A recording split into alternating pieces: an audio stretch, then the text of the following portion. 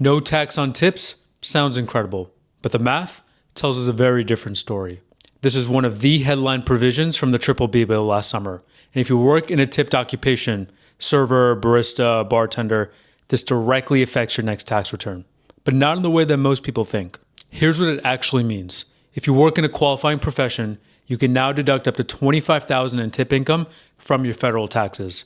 Now that's an above the line deduction, which means you don't need to itemize in order to claim it. That part is huge. But here's what no tax on tips leaves out. Your tips are still subject to payroll taxes. Social Security and Medicare, 7.65%, still comes out of every tip dollar you earn. And if you live in a state with income tax, your state will still tax those tips. So, no tax on tips really means no federal income tax on tips. That's a meaningful distinction. Let's run some math. Say you're a server making $35K a year, $15K in wages, $20K in tips. Before the law, you'd have to pay federal income tax on all $35K. Now, you can deduct that $20,000.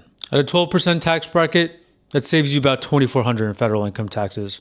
Real money, but you're still on the hook for payroll taxes, roughly $1,530.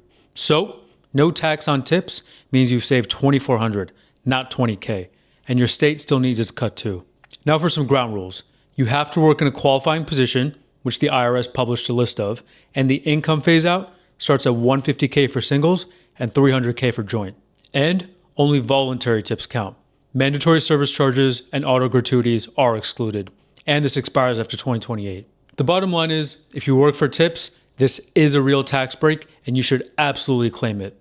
File it on Schedule 1 with your 1040. But don't let the headline fool you into suddenly thinking your tips are tax-free. They're not. They're just less taxed.